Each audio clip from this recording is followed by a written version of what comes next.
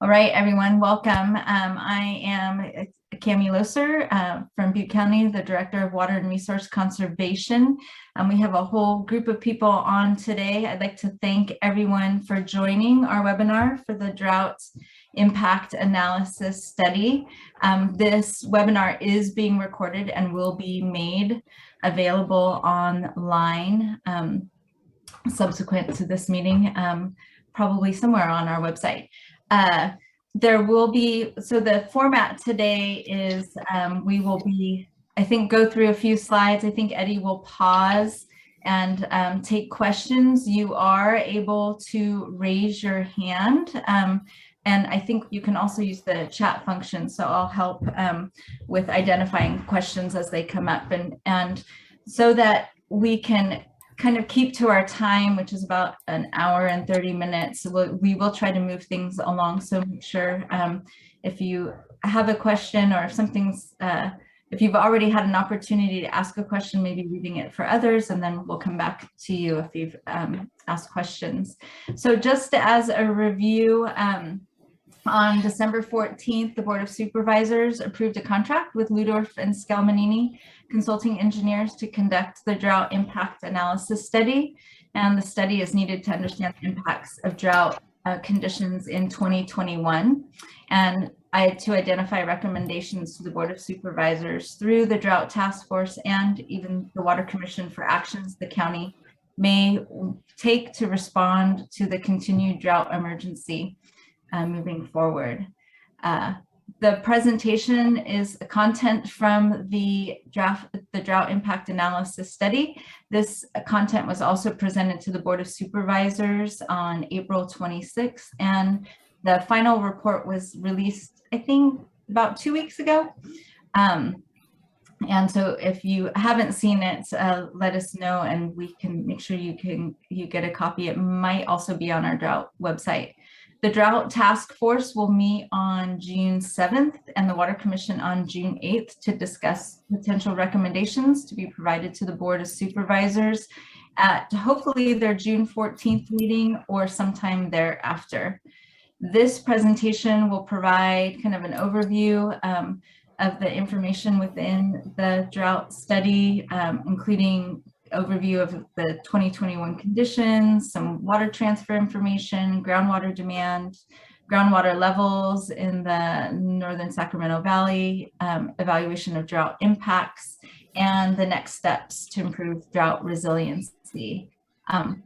So before jumping into the presentation, I'd just like to note that this study has been a collaborative effort, including Ludorf, Scalmanini, and the Chico State project team, as well as their conversations with various stakeholders, including Cal Water, the ag community, domestic well owners, Department of Water Resources, as well as county staff.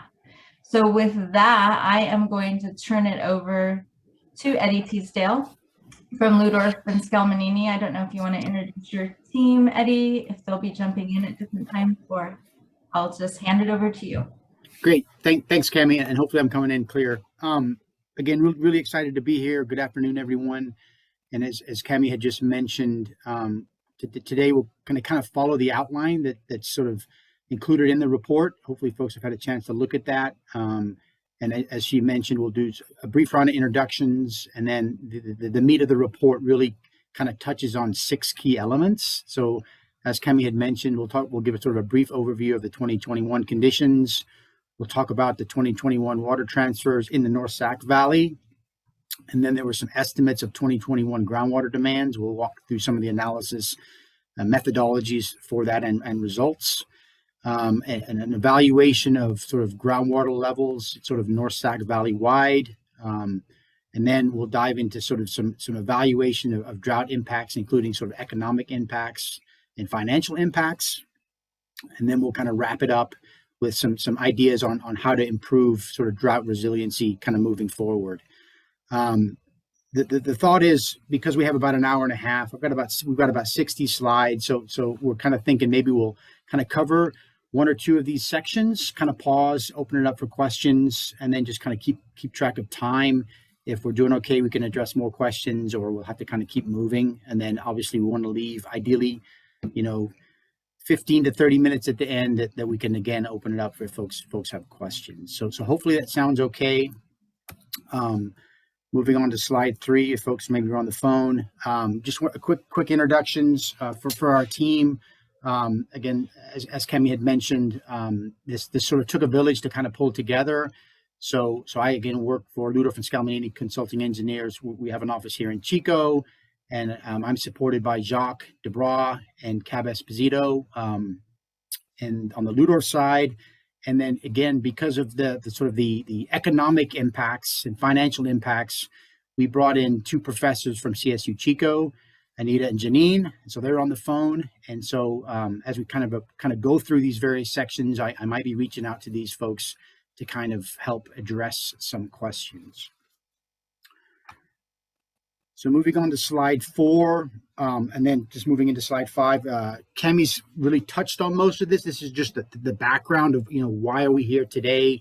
She had mentioned, this is a result of some discussions that happened at the Butte County Task Force that led to an RFP being issued and then a contract issued in December. And really the primary focus of this report is to sort of look at surface water and groundwater conditions in Butte County and the surrounding areas for 2021, and then look at sort of maybe exploring some ideas on historically how has the drought impacted various elements or various stakeholders, and as a result, how has that happened? So essentially, as everybody's recognizes, as things get drier, maybe less surface water, more groundwater is used. So again, trying to sort of incorporate those elements into this report. And then also a key element is sort of what are the economic impacts from the drought? And there's I won't say hundreds, but there's dozens, and they're all kind of connected. So we'll kind of walk you through how we handle that in the report a little later on. So because we have about 55 or so participants, again, everybody has a different level, a different background. We want to kind of provide sort of a general overview of sort of the key geographic areas we're talking about today. So on slide 6 here, again, most folks are probably familiar with this. This is sort of an outline of Butte County on the insert on the right. And then we've highlighted the 3 GSAs sort of within I guess I should say the sub-basins within Butte County. So we've got Vina, Wyandotte Creek, and Butte. And then that's sort of, some of our analysis is just focused in on this area. And then moving to slide 7, then we kind of expand this now. Now we're going to sort of talk about the North Sac Valley, which obviously includes, several other subbasins. So, we're looking at sort of as north as Red Bluff, as south, well, a little bit past Marysville, and then obviously moving towards over onto the west side, the Calusa subbasin. So again, hopefully that folks are kind of familiar with sort of the geographic areas that we're talking about. And if not, this hopefully gives you sort of perspective. So we're looking at it not just Butte County, but also North Sac Valley wide for some elements that we looked at. So that was sort of an overview of why we're here. Now we're going to talk a little bit about one of the elements or key elements that was required was sort of an overview of 2021 conditions. So again, 2021 conditions includes a lot of information. So I've included, in the parentheses below the title, we're looking at climate, stream flow, groundwater elevations, reservoir levels, reported dry wells, well completion reports, how many wells were installed in 2021, ag acreages, drought restrictions, and ecosystem responses. Again, we can't cover all this today, but each one of these elements or these topics are covered under section 2 of that report that hopefully you all have had at least a chance to review. So we're going to kind of touch on some of these today, and then we'll pause a little bit and ask if folks have questions. So no surprises here. This is just kind of looking at sort of historically how precipitation varies. This is going back to like 1925-ish. And as you can see, seasonally groundwater and precipitation changes sort of, really within California. And there's sort of different boxes that they've sort of compiled this information. So critical dry years, below normal, above wet, that kind of helps classify the water year. So just as an example, in 2021, that's the 3rd driest year on record. And then 2020 was the 10th driest year on record. This is kind of important because we know seasonally, or this happens, it'll happen again. And so we need to kind of be prepared for these seasonal fluctuations or these drought conditions, as we kind of look forward to planning on trying to sort of identify ways to be more resilient. So again, this just sort of sets the stage, more background. Touching on the stream flow element, the map on the left sort of identifies some a couple of the stream gauges sort of in the Butte County area, and then kind of moving over to the graphics on the right. What we're looking at here is this is the Ord Station, which is sort of identified there along the Sacramento River. I don't know if folks can kind of see my cursor, but what we're looking at is two graphs really. We're looking at water year type. On the upper graph is looking at sort of comparing previously critically dry years. So in this case, 2008, 2014, 2015, and 2021. And again, a lot of information is on this graphic, but what you can see, or it should be pretty obvious, is that's this purple line, which is the sort of the 2021 year, water year, which is what we're focused on today, is there's much less flow at this sort of being picked up at this gauge, even compared to other critically dry years. And then moving down to the graphic on the bottom right, this is looking at sort of a similar graphic, but we're not just comparing it to critically dry years. So as an example, we know 2019 was a wet year. And so you can kind of see this is sort of the historical daily flows at this gauge. In this example, it's looking at, say 2019, which is the blue graphic or the blue line, and then again comparing that to 2021. So there shouldn't be any surprises here, but it just kind of puts this information into perspective. So even in previously critically low dry years, this 2021 water year is really, really low flow conditions. Talking a little bit about drought restrictions. So what's happened in the last couple of years? I'm not going to kind of read through all of these, but there has been curtailments, there has been cutbacks. The state has been looking, and the feds have been looking at ways to sort of reduce the amount of water that can be extracted from the surface water systems, and there's an impact because of that, right? Because if folks can't get to surface water, then what do? They go to groundwater. So that's just, again, sort of gives you a general overview of kind of the last couple of years of drought restrictions, sort of really focused in the North Sac Valley. Moving on to slide 12, this is a sort of one of the key elements that I think is really, really hard to quantify, but it's sort of looking at the ecosystem response to drought. So what we initially had done is we looked at sort of, some studies that had been done between 2012 on the 2012 to 2016 drought. And so there's some bulleted items that I'll kind of read through. There were hydropower reductions due to the low flow reservoir levels. There was up to 102 million forest trees that because of reduced moisture and high temperatures, they had died. Obviously, we recognize the issues and impacts from the fish, generally because of increased temperatures and low flows. We've had some conversations with DWR about especially on the juvenile salmon populations really having to be augmented in the hatcheries. And then obviously because of these again, we're looking at 2012 to 2016. These drought impacts have sort of obviously had an impact on the wetlands. So then trying to now move that forward to 2021, we recognize that there's obviously salmon habitat degradation occurring. We know that the wetlands are sort of drying out now. These meadows are drying out now or earlier than usual. So there's impacts we've had some conversations with folks at the Ecological Reserve that are kind of struggling with how to deal with some of these issues.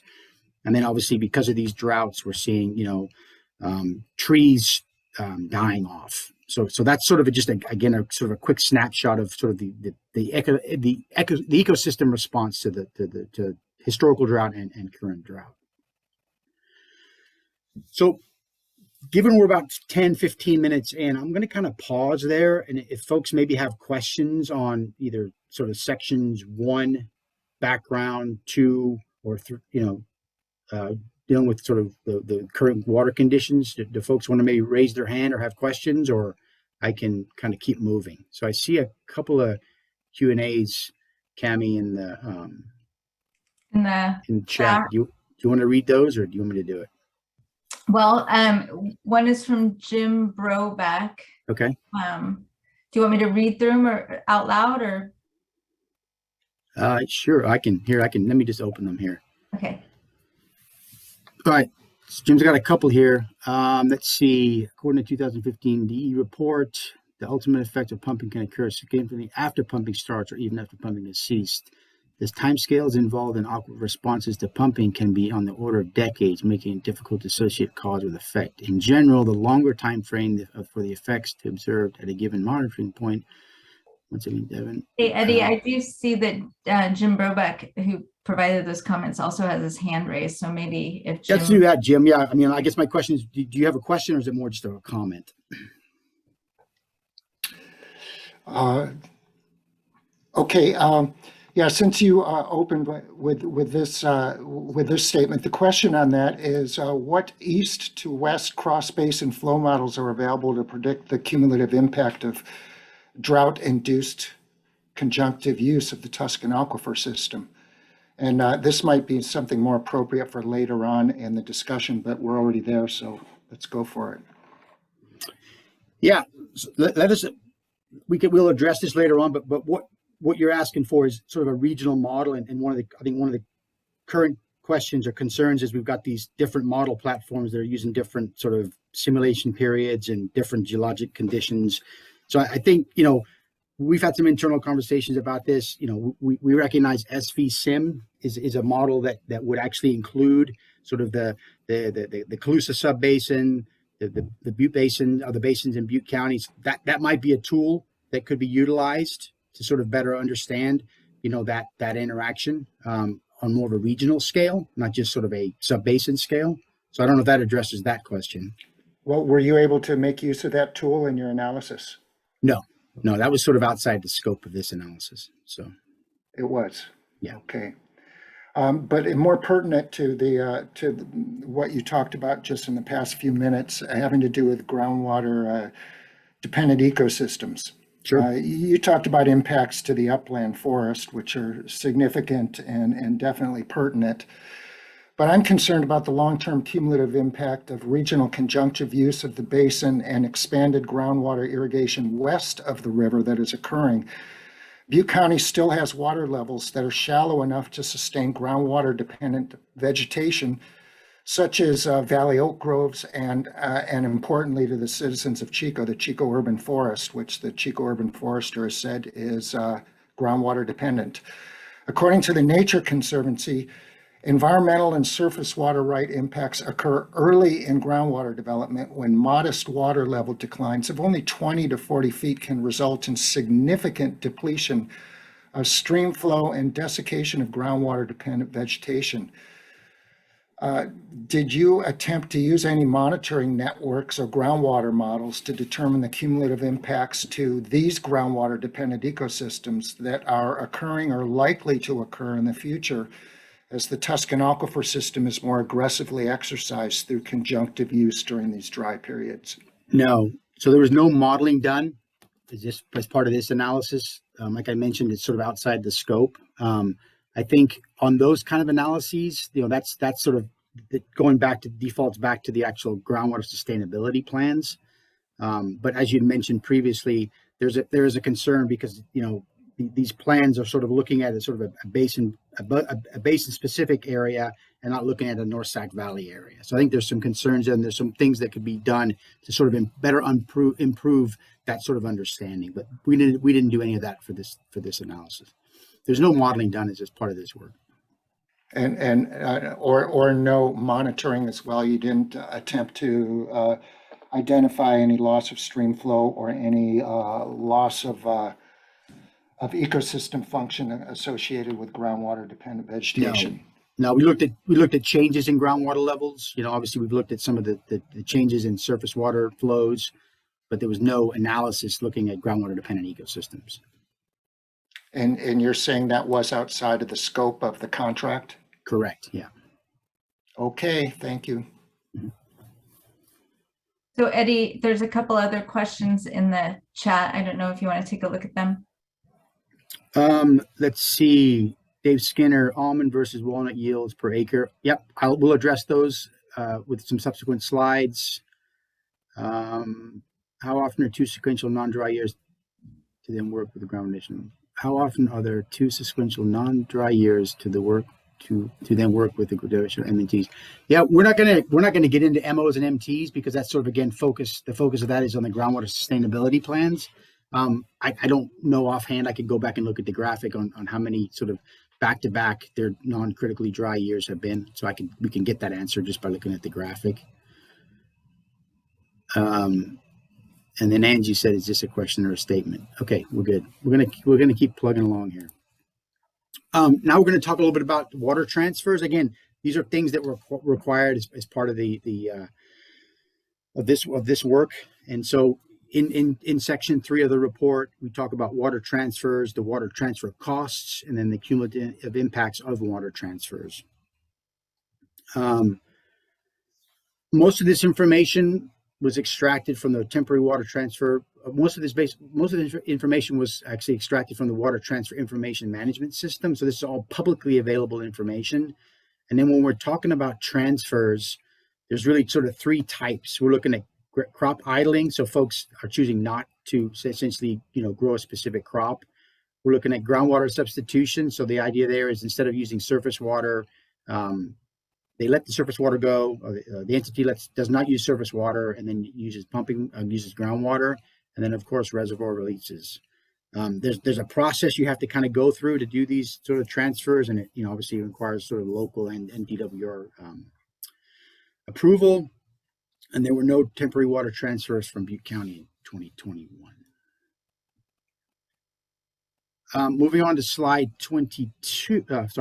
15. This graphic on the right sort of is meant to sort of illustrate all the agencies within the North Sac Valley that can participate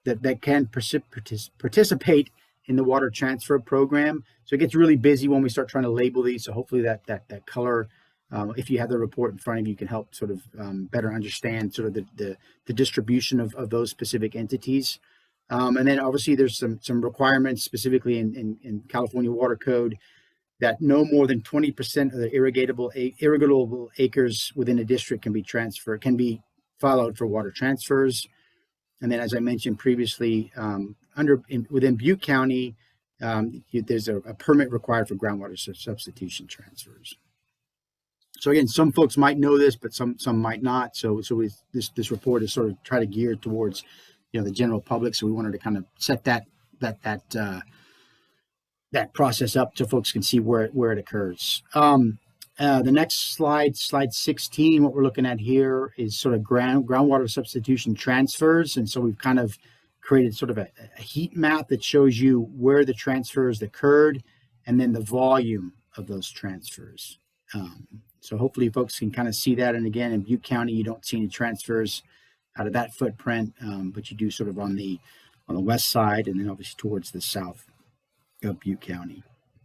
And then we have a summary table that sort of summarizes the sort of groundwater substitution transfers that in this case were greater than 5,000 acre feet. And we've listed the entities that participated in that program in 2021. This next slide 17, is looking at crop idling transfers. So again, it's a similar map. You can kind of see where that occurred. You can see the amount of that water transfer based on sort of the color index there on the figure or the insert on the left.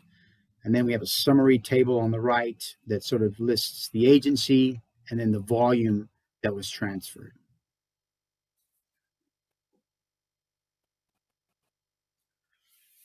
The cost of water transfers, so the financial cost, again, these kind of vary from year to year. We kind of looked at some averages. We've had several conversations with some of these folks that participated in that program. On average, if you kind of look at sort of the 3 different ways to sort of transfer water, in 2021 it was about $600 per acre foot. And then we've sort of included a graphic there that sort of illustrates in green is sort of the average cost for the year. And then we've got crop idling in orange groundwater substitution, and then reservoir release. So we kind of try to lump those together so you can kind of see, as an example, in sort of 2021, the average is about $600 an acre foot if you kind of, pull the average for the other the three transfer types out. So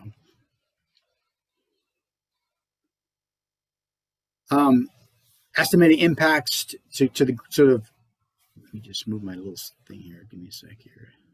There we go. Estimate impacts of water transfers to the groundwater system. So again, because we are perhaps not adding water to a field, that there's a benefit in a sense that maybe the water is not being utilized, but there's also a drawback because we're sort of limiting recharge. So this is sort of in a couple of bullets that kind of walk folks through how we went about doing that. So I'll just kind of read these quickly.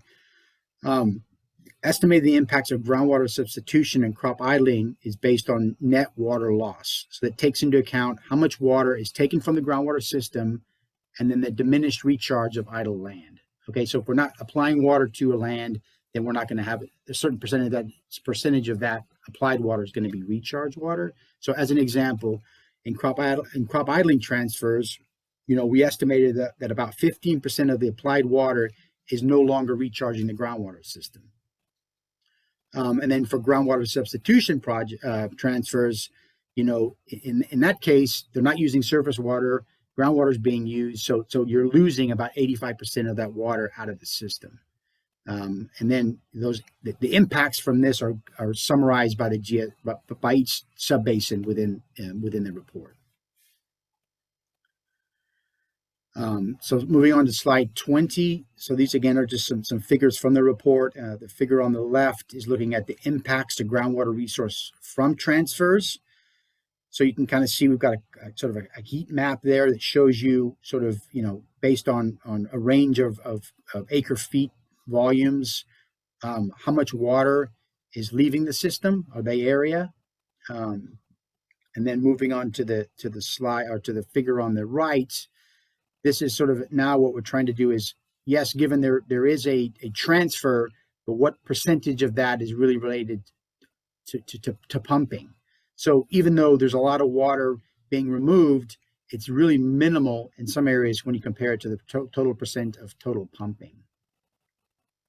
So I don't know if that makes sense for folks, but we can pause here in a second. We can address those questions. What time was it? It's 12:30.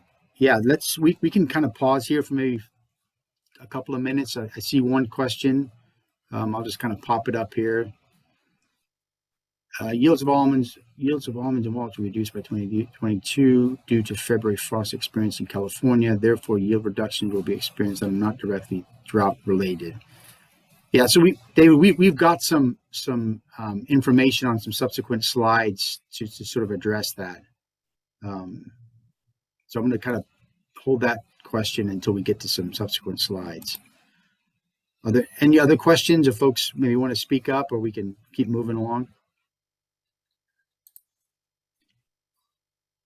There are a couple questions, hands raised. Okay.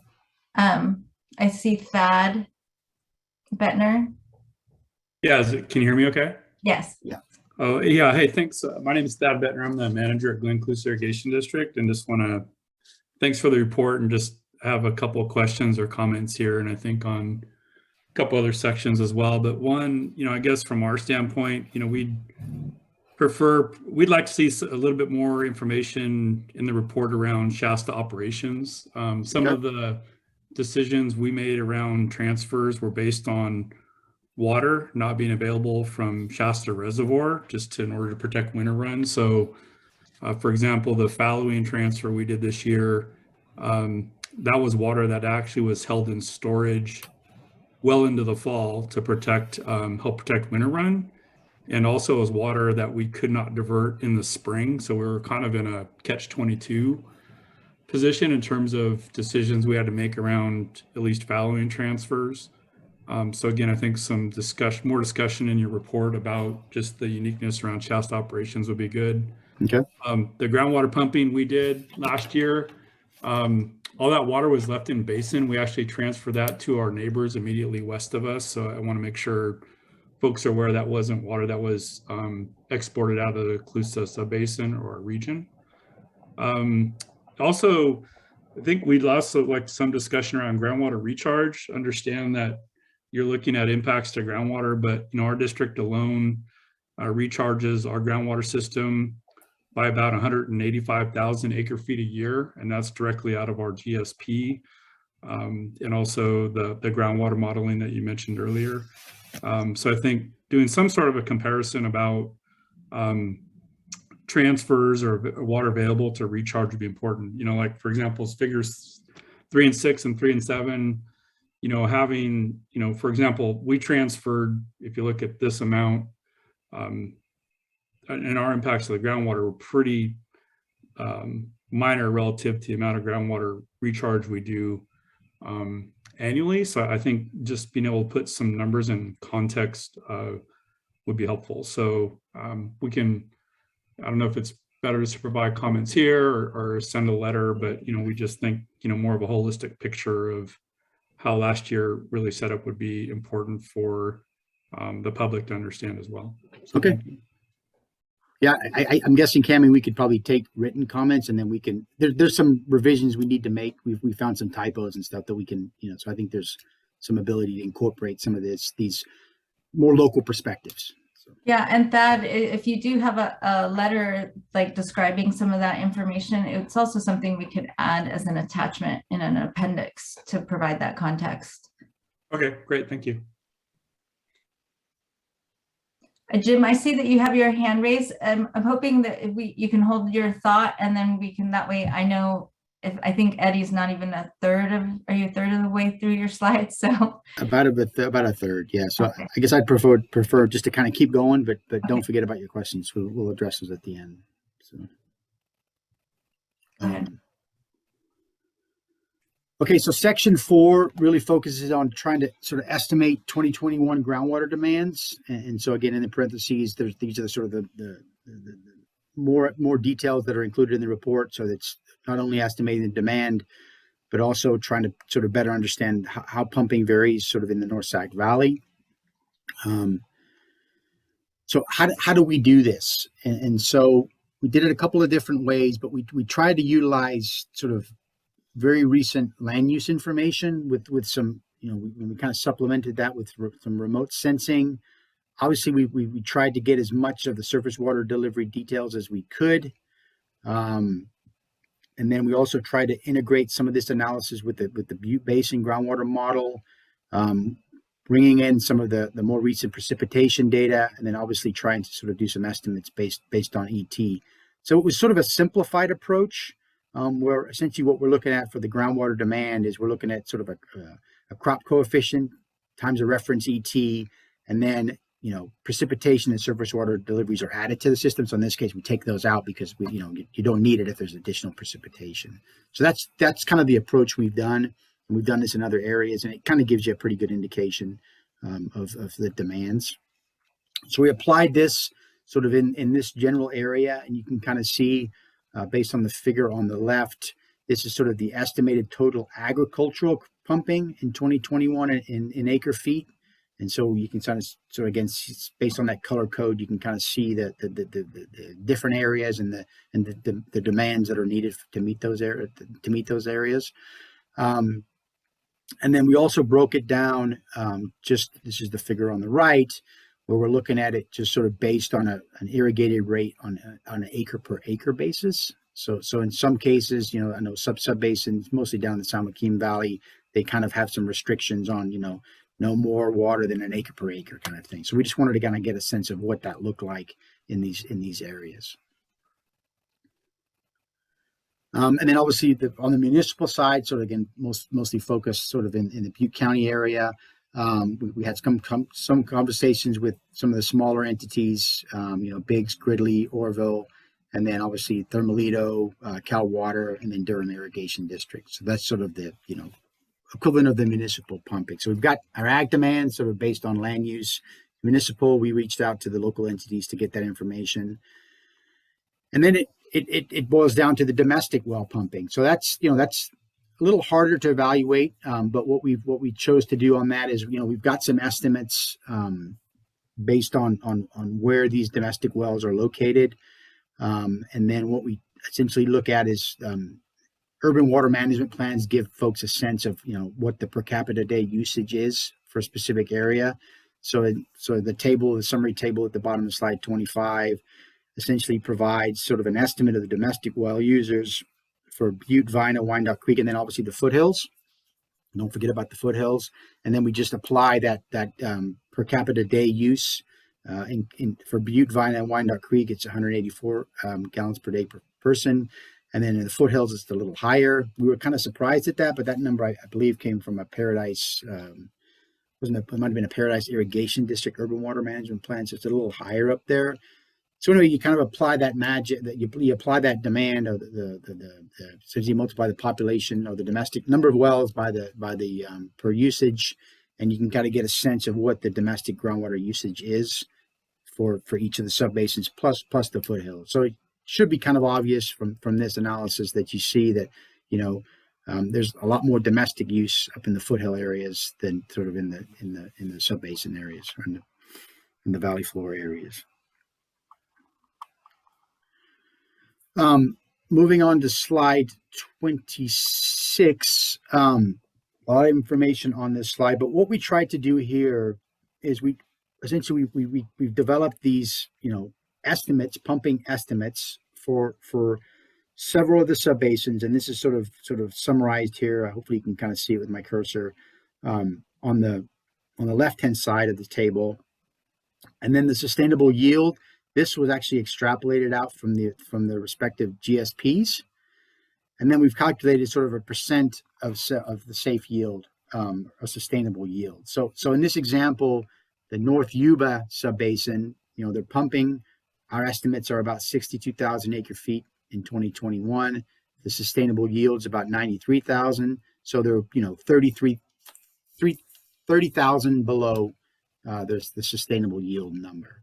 And so we've kind of applied this to several subbasins. So, focusing in on the Vina subbasin, looks like Vina's pumping, about 10% more in 2021 for than the sustainable yield, kind of moving down into, let's say, Colusa. So our estimates in Colusa subbasin they're pumping about 970,000 acre feet a year.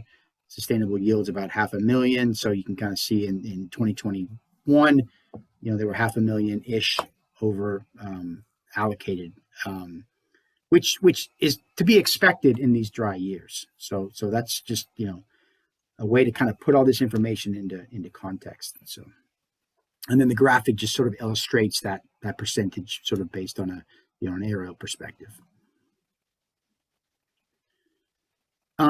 Slide 27, these are just some additional pumping programs that we know that have occurred. So what does that do? That actually ends up taking more water out of the system that perhaps is not really as a result of a stakeholder. So we just wanted to kind of let folks know that those do exist.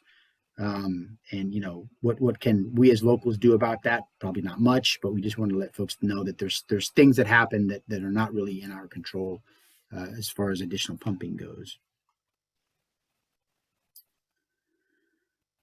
So it's 12:40. Cami, I'm gonna keep plugging through section 5, and then maybe we can get this wrapped up. Maybe in about 20 minutes, and we can open it up for more questions. Sounds great. Okay. So section 5 is sort of looking at the evaluation of groundwater level conditions in the North Sac Valley. So what we're looking at is not only the aquifer conditions, but also looking at perhaps how these aquifer conditions have impacted, wells, be it ag wells, domestic wells. And so we've kind of brought that into the analysis.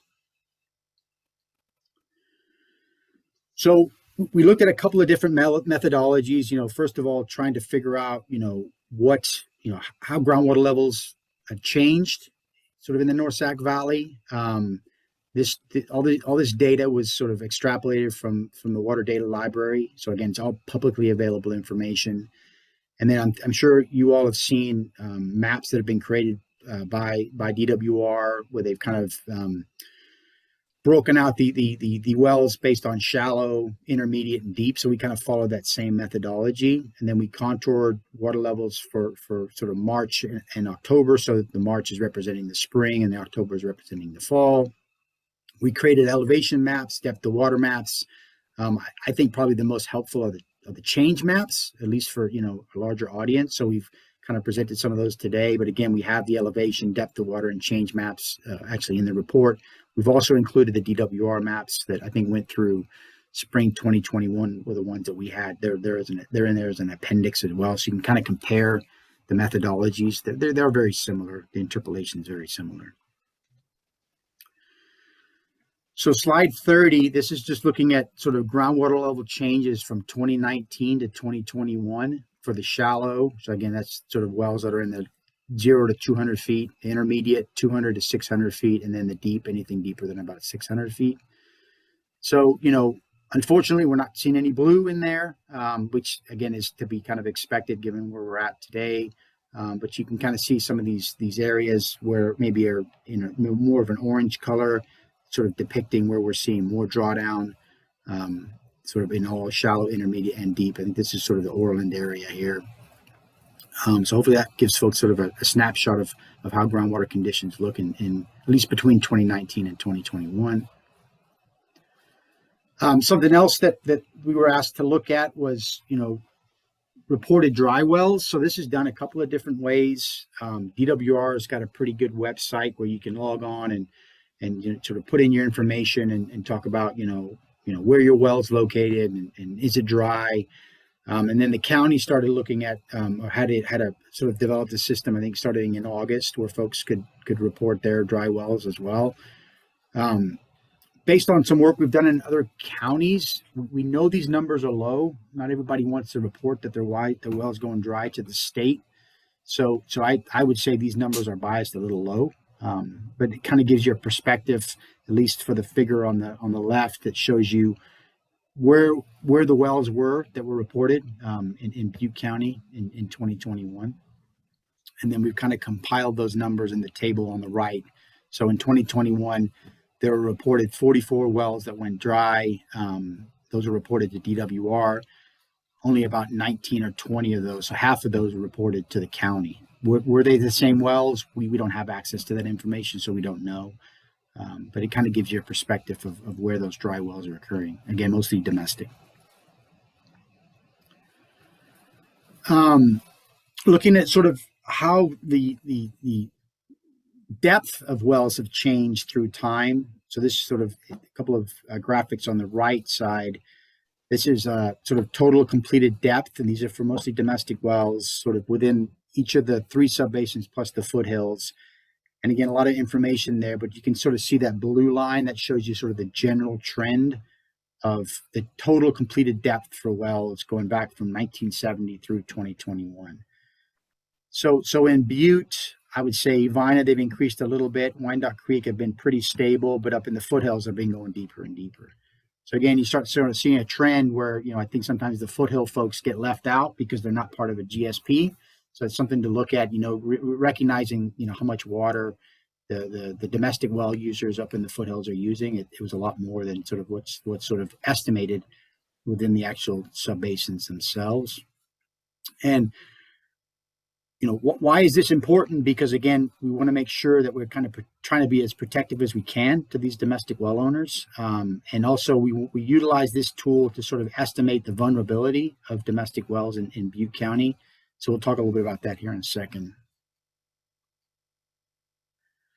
So this vulnerability analysis we looked at. So a question had come up like, okay, we know there's 40 plus domestic wells that are dry in 2021. What's going to happen in 2022? What's going to happen in 2024? So we looked at the change maps that we created, and we sort of extrapolated out. So if we know that, groundwater levels are changing, 3 to 5 feet a year in certain parts of the subbasin, we could kind of extrapolate that out. If assuming conditions are going to kind of continue into the future as they do today, then we can get a sense of, and we know the depth of where these domestic wells are. We get a sense of how many, what's the potential for additional wells to go dry, in 2022, 2024. That's sort of part of the analysis. And I just saw yesterday that DWR has done something very similar that's sort of published online now. So I'm kind of interested to kind of check out their methodologies and see if how they compare with what we've done. So again, it's just sort of trying to address the question of, hey, what is the impact going to be to domestic wells because of the drought, not only in 2021, but out into the future. So again, sorry for the amount of text here, but we also wanted to try to look at this in a couple of different ways. So we've sort of identified, a couple of ways to kind of look at it. So one way we did this is we looked at sort of groundwater levels in 2021, and then we kind of extrapolated those out into the future with that trend to see how impacted the domestic wells would be. And then the moderate, this is the third bullet, the moderate examples where we looked at the sort of change from 2020 to 2021, and then we extrapolated that out into 2022 to see what the impacts would be. And then the extreme case was we looked at water levels from 2020 to 2021 and extrapolated that out because the slope of that is going to be a little steeper because we're also actually looking at the 2019 to 2021 change. So it's just a way, I'll show you a slide that maybe illustrates this a little better, but it's just sort of a way to sort of look at different proposed scenarios and what that impact might be specifically on domestic wells. So the graphic that you're seeing on the left-hand side of your screen, that's sort of the snapshot of today's conditions. So we know there was about 44 wells that we reported to have gone dry. But if we kind of look at the graphic on the right, this is looking at different vulnerabilities. So we're kind of looking at different changes in water levels and then kind of extrapolating that into the future for different scenarios. And so you can see in those scenarios, as to be expected, you're going to see more and more wells go dry. So the question is, how many more domestic wells could go dry? And we've identified that, we know in 2021, there were about 44. We think if conditions kind of continue, which we think they are in 2022, there could be about 140 new wells that go dry, sort of within the Butte, Vina, and Wyandotte Creek subbasins. And you can kind of see those. We've kind of summarized those where they are. They're actually mostly in the Vina subbasin, sort of in the Durham area and then north of Chico. That's again, this is a scenario making some assumptions, but it'll be kind of interesting to see if we see that my dry well reporting pick up. But that's sort of based on some of our estimates. Is about 140 wells could go dry, domestic wells, in the shallow aquifer system. So like the 200-foot aquifer system. We did something similar, but we looked at ag wells. So again, it's similar analysis. Most of the ag wells, are in that 200 to 600 feet range, at least within Butte County. The graphic on the left sort of is illustrating sort of how the depth of these wells has changed through time. So as you can see, in Butte, there's been a bit of an increase in depth. The foothills hasn't really changed that much because there's not a lot of ag wells up there. Wyandotte Creek has been pretty flat, but Vina, probably since about 2005-ish, we've seen sort of an increase in the depth of these agricultural wells. And so we kind of completed a similar analysis, again, keeping in mind the 140 or so domestic wells. Now we kind of applied that same methodology to the ag wells, and there's only about 22 ag wells that were considered vulnerable. So it kind of shows you that, when you start looking at these drought conditions, it's the environment and it's the domestic well owners that kind of get impacted initially. Because on the domestic wells, because they're shallow, and then the environmental on the sort of environmental ecosystem pieces, because they're pretty much reliant on that shallow system. What are we doing? 1250. I'm gonna keep plugging along here. The next section was to sort of evaluate the impacts from the drought. So when we start talking about evaluation, it's sort of the economic framework. There's ag impacts, there's municipal and industrial impacts, there's outdoor recreation impacts, there's impacts to domestic wells, there's government impacts, there's additional resources that are needed to sort of evaluate some of these drought impacts. And also there's the environmental impacts. So we've attempted to kind of go through these. There's a lot of there were several interviews. We tried to sort of have a conversation or two with each one of these sort of general stakeholders to get a sense of their perspective. And this is kind of where we had brought in Anita and Janine from Chico State to kind of look at this. So moving on to slide 39, 40, I think we're at. Yeah, we're on slide 40. So this is all their work. I'm going to attempt to kind of walk you through it, but if folks have questions, and you will, we're gonna get them on the phone and they can kind of walk us through some of this. So when we start trying to evaluate the cost of the drought, like I mentioned previously, there's probably thousands of different issues or elements that you could kind of look at. But what we try to kind of put these in is several buckets. So we have sort of an agricultural bucket, if you will. Then we had a public water supply bucket, domestic wells, the government, and then ecosystem services. And then within each one of these buckets, we sort of tried to evaluate, what the impact would be. As an example, in the agricultural bucket, we know we've got increased pumping, and if you don't pump and you don't have surface water, then you're going to have a decrease in your yield. And then there's obviously economic activities that are impacted from that. As an example, production costs can kind of go up. And so we've kind of done that for each one of these buckets. As an example, let's just talk a little bit about the domestic wells. So, the domestic wells, the concerns are the dry wells. And then it's not only the cost of replacing the water supply, but there's this non-market intangible cost. I'll let Anita, Janine jump in at some point and talk about it. But how do you put a cost on the well-being of somebody? I mean, how do you assign a cost to that? And that also applies to sort of the ecosystem services. So that was a harder one to sort of evaluate, but we've included some language in there and even some ideas on future work that we could kind of look at to try to evaluate that. Slide 41, this is some information, and there's sort of been a lot of controversy about this. This came from Butte County crop reports. And so, based on that information over the past 10 years, there has actually been an overall decrease in agricultural acreage. Rice acreage has remained stable, and orchards have increased a little bit. So again, the graphic on the right hand side of your screen there just shows you sort of the total crop acreage in the green bar graphs. This is again in Butte County, going back to about 2010, and then you can kind of see how rice and orchards have changed through that time period. And again, this came from the 2021 Butte County report. So some might be surprised, but some might not be. So I'll just leave it at that. Talking a little bit about agricultural revenue. And again, I know we've had some conversations with rice, almond, and walnut growers. And it seems like in Butte County, the drought has had little effect on the revenue. You might see a decrease in the walnut revenue. That's sort of you can see the revenue, the walnuts are kind of decreased. That's based on some of extrapolations and some conversations we've had. That seems to be related to sort of a global market issue, not related specifically to water in Butte County. And then rice revenues have been relatively unaffected by the drought. And again, this is a local perspective. This wasn't us. We had conversations with some locals that kind of gave us this information.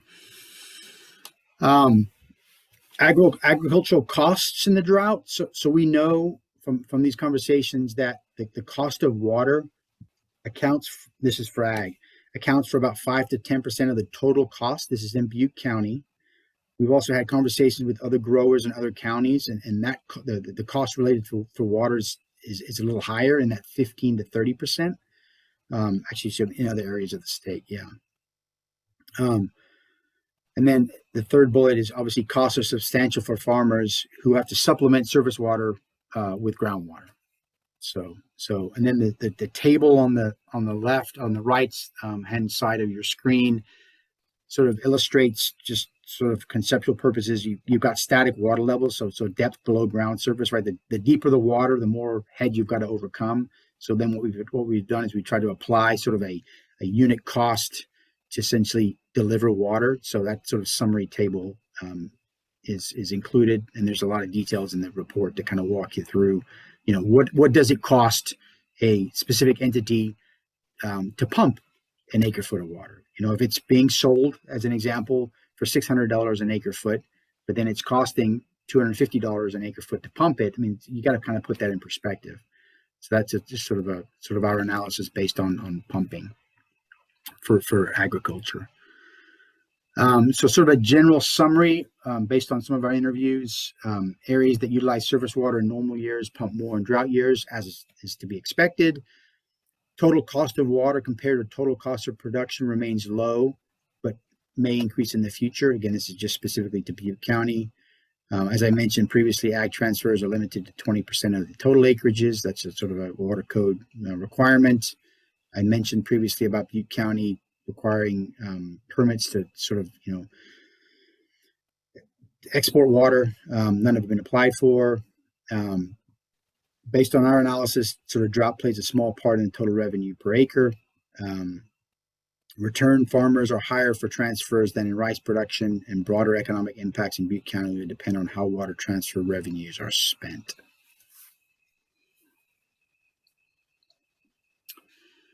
Another sort of element of this was trying to figure out, okay, the outdoor recreation activities. So we know, because of the drought, as an example, boat ramps get shut down. So we try to incorporate that into the analysis. So recognizing that the lost opportunities are an implicit cost of the drought, and that's the non-market effect. So a non-market effect is sort of like, I mentioned with, I think, the domestic wells is, like welfare change. How do you put a number on that? You can't. But there's also, there's value in getting on a boat, putting a smile on your face. Maybe it sounds corny, but it's true. So you have to kind of, that's a cost that I think it's a little harder to define and develop. But we did look at some costs sort of related to the number of visitors. This is sort of the main bullet on the bottom of the slide. We compare the number of visitors to Lake Oroville when the boat ramps were closed in 2021, and then compared that to sort of pre-flood fire and COVID disruptions to get a sense of what that number looks like. And then we utilize that to sort of estimate the impacts of lost revenue, because those are dollars that are really related to the drought. And it's kind of interesting. So the number that we came up with, or Anita and Janine came up with, there was about $4 million of loss in revenue in 2021 when Lake Oroville had closed. Again, strictly because the visitors, maybe some of that's related to COVID, but it was, I think the analysis, and Janine or Anita can jump in, that it was an impact, because essentially the drought caused the ramps to close, and so you have less visitors sort of putting in boats, or at least at the boat ramps. Obviously, there needs to be additional work that's done into that, but I think that's a cost that maybe some folks aren't aware of, and so that's something that's included in the report. Let's talk a little bit about domestic water users. And so again, I think in some previous slides, we've shown you that, we know that domestic wells, when they're being installed today, they're going in deeper than they were 10, 15, 20 years ago. And there's a cost to that. And recognizing that, 25% of Butte County relies on domestic well water for their supply. So kind of trying to factor these costs into it, specifically for the domestic well owners. Looking at this is slide 48. And so we'll just sort of focus in initially on the graphic on the left. This is a survey that was done for domestic well owners, and really, there was sort of 3 or 4 questions that are asked, and it's, was the problem resolved? Was your dry well problem resolved? And you can kind of see of the, I'm guessing in this example, 44 folks were surveyed. 16% of those are saying no, we're waiting to get our well replaced, re-drilled. 20% cannot afford to replace their wells. And then a larger amount, so this is, almost, 38% of those surveyed are trucking water in, and then about 10%, 11% are getting water from their neighbors. So it's a problem. And recognizing this is, again, the insert on the right-hand side of your slide is from table 6.4. We've had some conversations with drilling contractors. The cost to put in a domestic well, 4 years ago was about $35 a foot. Now it's about 70. In some cases, I don't know if it's 18 to 24 months, but it's at least a year now to get a domestic well installed. Other costs, some folks say, well, the well's deep enough, but we got to lower the pump. That on average costs about $300. There's options for on-site water storage. Those vary from $1,700 to $2,500. Water haulers, there's some prices that we got that are charging anywhere from, $240 to $340 to sort of truck water in. There's obviously you can go to the store and buy water. And then in addition to all those costs, there's the fuel cost, the time, the inconvenience. So again, a big impact for domestic well owners. These are some costs just to kind of put things in perspective. So if you were a domestic well owner and your well went out and you decided you were going to truck water, it could cost you, $350 a month. So in California, only 4% of the households pay more than $120 a month for drinking water. So it's, almost 3 times the amount of what most folks are paying for drinking water. So domestic users obviously face the most severe impacts of the drought. There's limited information on what a cost-effective solution to dry wells may be. There's some ideas that we can share, but I know that are being done in other counties. And then also, we know from having conversations with the state, consolidation is really being pushed. And we do know in Chico, there were, I think, about 25 customers that had dry wells that now are being are hooked up to Cal Water. But with our initial conversations with Cal Water, there's no plans to hook any others up to that source. Environmental impacts, we took a stab at trying to address these. So, specifically to wetland habitat, there was 100,000 acres of rice that would have been flooded for winter decomposition compared to about 300,000 in a non-dry year. So, I mean, that in itself obviously causes issues with allowing birds to come in and have a place to kind of rest up on the flyway. And then also DWR, we do know, has invested about $8 million in a drought relief water bird program, and there's details of that in their report. Wildfires, again, I think we're all recognize the impacts. I mean, we're seeing more and more fires. The fuel load is high. These are just some examples from the Camp Fire. The Camp Fire was about a $23.2 billion loss, and then about $5.6 billion in indirect losses.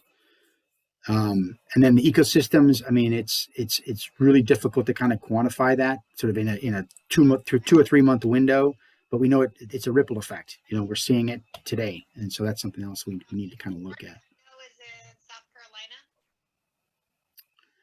Carolina?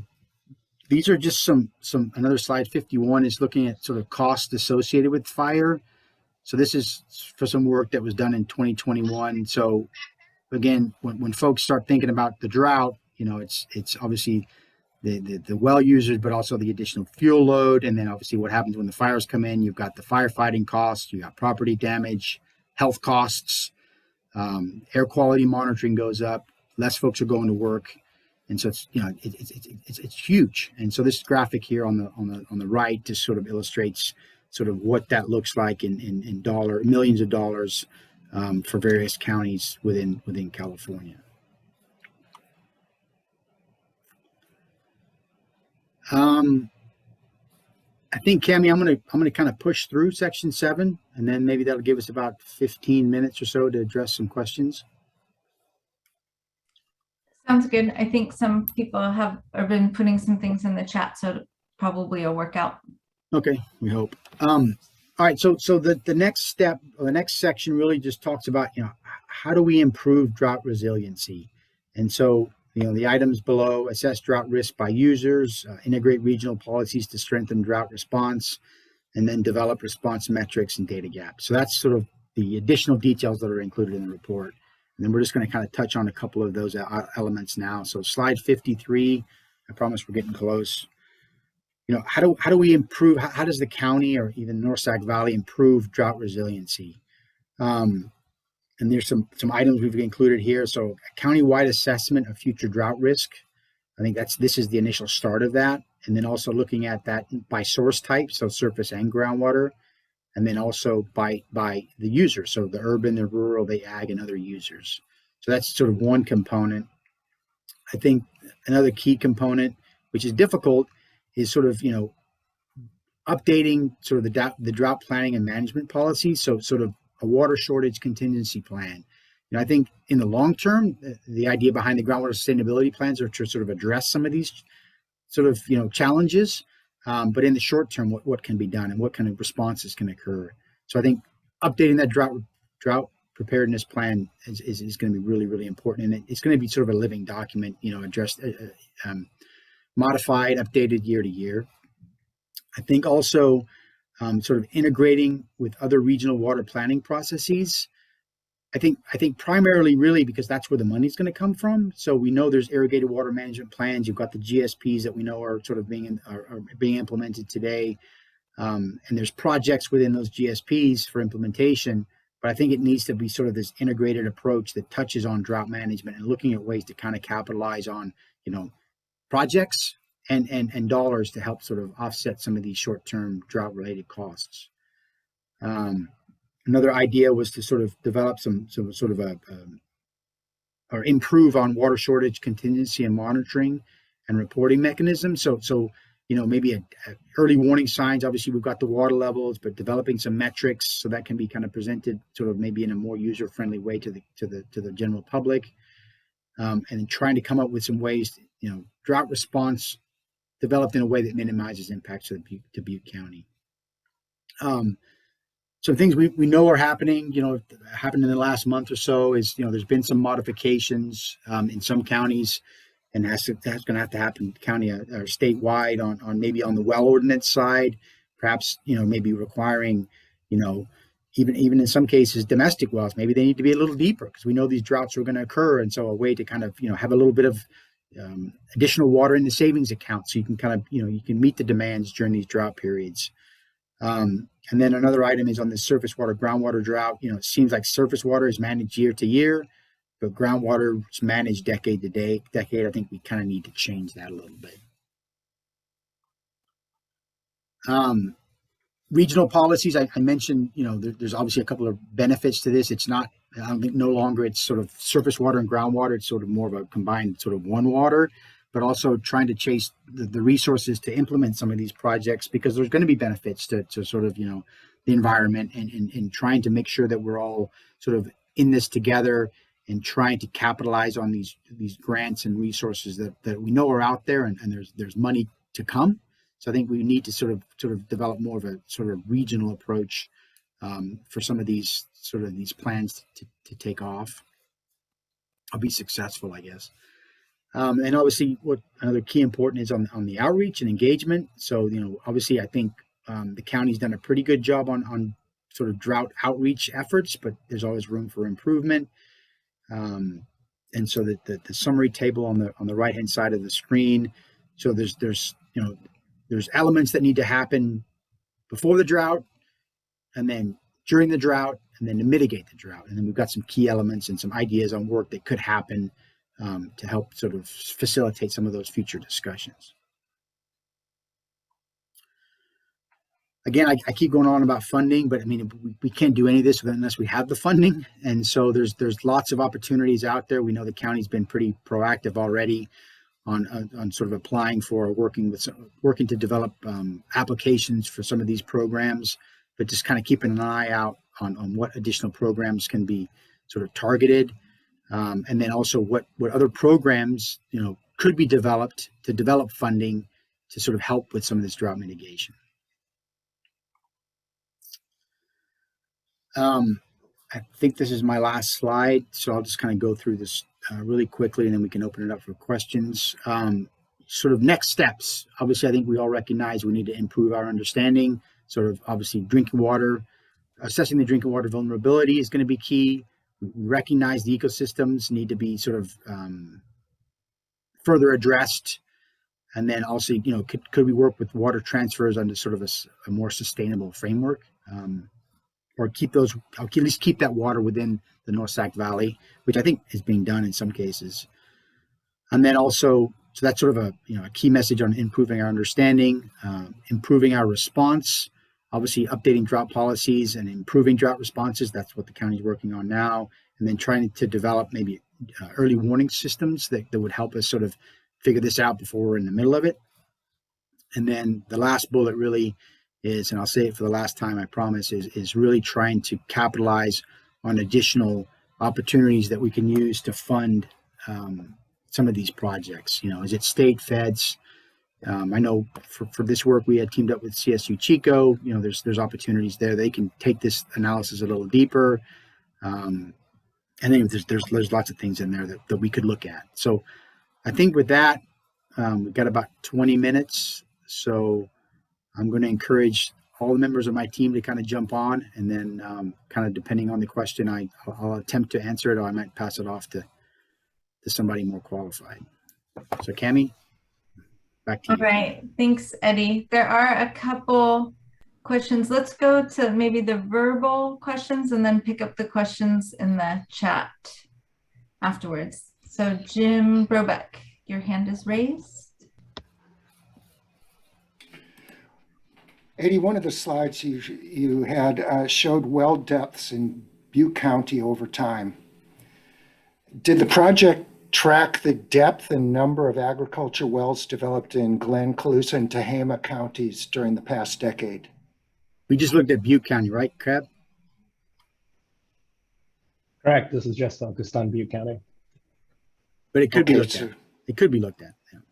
Do you think it's important to recognize who is tapping the shared aquifer, and how deep these wells are, and how much development is going on in the Tuscan aquifer? Oh, absolutely. I mean, we looked at it, just sort of focused in on Butte County, but this sort of concept should be applied, I think, to the entire North Sac Valley. So no, I think it should be. Yeah. Okay, and in a related question, you had a slide that showed agriculture acreage in Butte County comparing rice and orchards.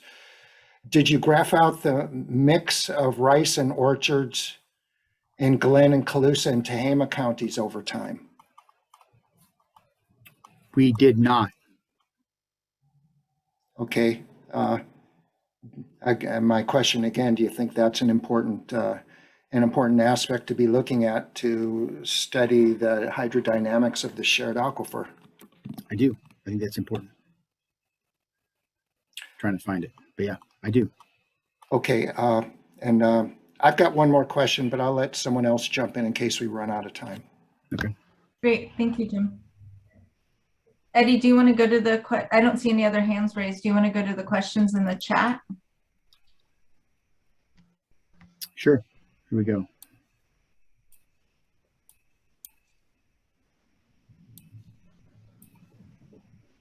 Are you looking at them, or do you want? Okay, you got it. It's these ones, right? Yeah. These ones. Okay. All right, Jim. We'll address this one just because it's in order. Does the report quantify payments associated with the supplemental pumping programs? We have that in there, right, Cap? I mean, there's an estimate based on what they were paid for their various pumping programs. That's in there. Averages per sub basin, right? Yeah, the USBR supplemental pumping program, we quantified the amount purchased, not the dollar amounts associated with that acre feet purchased.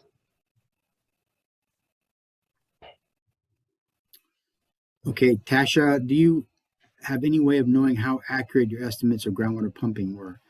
I mean, they're extrapolated off of land use, so there's error in that. If we had to put an estimate on the error, I don't know, 10, 15%, something like that. And I think it's worth noting that for those estimates, we took those estimates back to 2014 and compared them against the groundwater model, right, to make sure that we were in line with kind of the historic estimates of groundwater pumping. Right. But I mean, the model itself, I mean, there's an error associated with it. So I mean, it's a model based on a model. Exactly. 10, 15% if I had to estimate it, it's probably error associated with it. Okay, Lisa, when you're breaking down stats by subbasin, is the entire subbasin or Butte County portion of the subbasin? The entire subbasin. If you're referring to kind of the Butte subbasin, we included the portion that was outside Butte County, just to stay consistent. Okay, anonymous attendee. Okay, it's probably not included, but it would be interesting to know if there's a metric for intangible political costs or greater community discord, strife, polarization. I don't know, Anita, Janine, is there a way to quantify that? I don't know. I will speak to that. I think that's a really good point by the anonymous attendee. I'll just share a couple of sentences from the research I know. Typically, when resource scarcity increases, the willingness to agree tends to go down, and that's based on experimental evidence in the lab. Yeah, and that'll become a harder thing to do. But up here, we are fortunate in our groundwater systems that we still have time. It's not as bad as some of the south of the Delta groundwater basins. So I don't know if anonymous attendee that addresses your question, but David Skinner, yeah, this sort of on the vulnerability well analysis. Yeah, I mean, it sounds like that's kind of builds on what Jim was suggesting. Is it shouldn't have been just done sort of focused in on Butte County, but it should be expanded to Colusa and Glenn. And again, I know yesterday I saw something from DWR where they've done something similar. So that's available online, but you know, we can have some discussions offline with the county to see kind of where we draw the line on this, you know. But I agree at some point it should be done. Anonymous, let's see, anonymous attendee. So the cost of ag water is mostly the electrical cost. Should probably make that clear. Also, was environmental impact or electrical production considered since its effect system? We didn't really factor in the usage of electricity. We just sort of looked at the cost to pump water. Let's see, and then this is probably just a clarification. About 4,000 acre feet was transferred from Shasta to Oroville. Improving Oroville makes it worse than Shasta. Yeah, we did not. So it seems like that's another theme that we need to sort of look at reservoir operations. You know, we looked at reservoir levels, but we didn't really factor in reservoir operations in this analysis. Yes, these slides will be posted. We'll get those on the website or get them to the county and they can post them.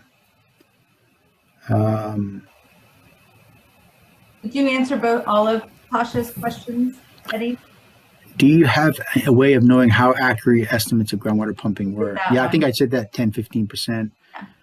By not including the additional pumping in dry years, does that make this information for drought conditions? By not including the additional pumping in dry years, does that make this information? Not sure I understand that. Anybody else want to take a stab at it? Tasha, did you want to clarify? Are you on?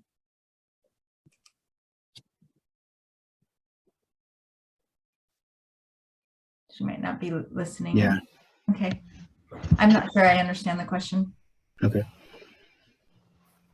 All right. And I see both Jim Brobeck. So thank you for the written question. And I see Jim Brobeck and Ernie Washington. Let's go to Ernie and then we can circle back to Jim. Hopefully I'm not muting you, Ernie. Sorry. Just unmuted. Do you hear me? Yes, we can hear you. Well, my analysis of the question about additional pumping in dry years would apply to the, for instance, in orchards, it's typically thought that up here we get 40–50% of our water from the sky, and when in a dry year we're going to have to pump that much more because you've got to irrigate in the winter sometimes. That's how I interpret that. Question? Yes. Okay, thank you, Ernie.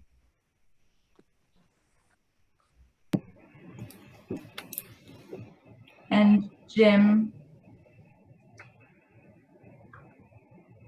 Yeah, I was going to mention that Ernie Washington mentioned. Also, I know there was some extra pumping this year having to do with frost protection, which isn't directly related to drought, but and extra demand on the groundwater. And I feel like my question on the supplemental groundwater pumping program wasn't asked or answered in detail.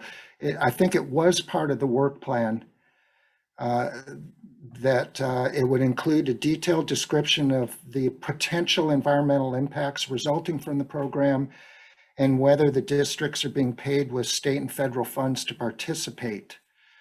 And as to the last question, it's something I've been trying to determine and haven't been able to find out if the state and federal taxpayers paid for this supplemental pumping, how much they were paid. It seems like it was part of the work plan. And also a description of the potential environmental impacts. And I understand that it's difficult to come up with an accurate reading of those since we don't have a monitoring system in place. Sure. But was there any estimate for the potential environmental impacts associated with all this extra pumping going on? I mean, Cab, you can jump in here. I know we had some conversations with like the CSU Chico Ecological Reserve and just having, what are you doing different this year than you had to do 2 years ago? And they kind of laid out some things that they're dealing with. I know we had some conversation with CAL FIRE that we're talking about the additional resources that are needed today compared to 5 years ago. So there's some of that information that's included in the report. I don't know, Cab, if you want to add to that. But, yeah, in regards to the supplemental pumping program, the main supplemental pumping program that we identified and focused in on was the Bureau of Reclamation program to leave water in the Shasta Reservoir for cold stream releases. It's based on it being a Tier 4 year up there. It is kind of outlined in the report. We had conversations with the Bureau of Rec where they confirmed that they paid for 23,000 plus or minus acre feet of water paid to the Sacramento River settlement contractors. That's BOR paying the Sacramento River settlement contractors for 23,000 acre feet to leave that water in the reservoir. Our estimates for the environmental impacts based on the additional pumping of 23,000 acre feet,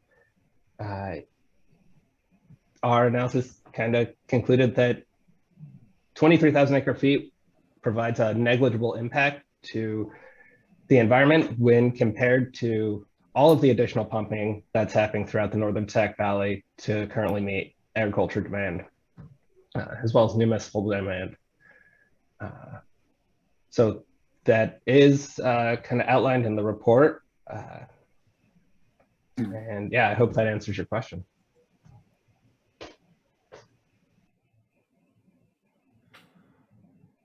I also see, Jim, just to touch base, and maybe we can have a conversation offline, because I'm really curious as to what you would consider an analysis of environmental impacts. I mean, it's pretty broad in my mind, especially for someone that has done environmental impact analysis reports. And so I'm just kind of curious, maybe as a separate discussion you and I could have. Thad, I see that your hand is raised. Yeah, I was just going to say a couple things related to that point. One, we're happy to provide any and all information about our pumping. I think that we've had several public record requests to provide that information. I think the legal firm that represents Jim's group, Aqua Alliance, has actually requested that. So it should be out there, but we can provide that publicly, enhance this report if necessary. That's one thing. Second, we did this pumping, again, is based on the temperature requirements at Shasta Reservoir, which was part of the 90-5 temperature requirement that was also referenced in the report. I think Jim should be well aware of that, and Aqua Alliance, because they sued the state board to try and curtail our diversions. So I find it a little bit ironic that the fact that we're not getting surface water and having to pump groundwater is partly a result of Jim's organization. And then lastly, again, just a lot of water was transferred from Shasta Reservoir to Lake Oroville as part of the coordinated operations agreement. And we essentially had to pump water to make up that difference. So there are just some, I guess, third-party issues that are coming into play here that are significant, that are affecting our region, affecting us and affecting the region. So again, we feel some context in the report would be helpful. Thank you. Thank you. Let's see. I don't know if there's new questions. I think that all the questions in the chat have been answered. And Dawson, I see that your hand is raised. Yes, I heard you say that you could provide some information on what adjacent basins were doing to help their domestic well owners financially. I can, yeah. I mean, I know of one, and it's somewhat controversial, but it's being done. So they're actually requiring, as part of their fee, a portion of that fee goes into a domestic well owner's pool, and then the domestic well owners can apply for that money to replace their wells. So it's primarily being supported by ag. That's how it's happening. That makes sense, Ann? Yes, it does. I think that's a great idea. If you look at your the wheel that you presented, 20% of domestic well owners could not afford the financial options. Yeah. And I know there's going to be programs for low income, but you don't have to be low income to be very impacted by the cost of digging a new well. Right. Mm-hmm. Thank Yes, you. that's one example. Yeah. Great. I think we've gotten to all the questions. Thank you, Eddie and team, for Sure. the presentation today. We're just coming up onto our last 2 minutes. I will say as a reminder that the Drought Task Force and the Water Commission will be discussing the drought impact analysis study and making some recommendations to the Board of Supervisors. I think one thing to think about for all those that are participating is that if there are things or programs that that people would like to see that would kind of come from as a result of this study, that those are things that kind of solutions to some of the issues would be great to be able to present. So if there's ideas along with that, just make sure that you can participate in the Drought Task Force or the Water Commission to have that presented. I don't know if there's, let's see. Oh yes, someone asked if the PowerPoint slides will be available. Yes, we'll make them available on our website and the department website, I think. And if there's anything else that anyone else from our staff or the team have to add, go ahead and speak up. Otherwise, I think we'll end here. So thank you everyone very much for your participation today.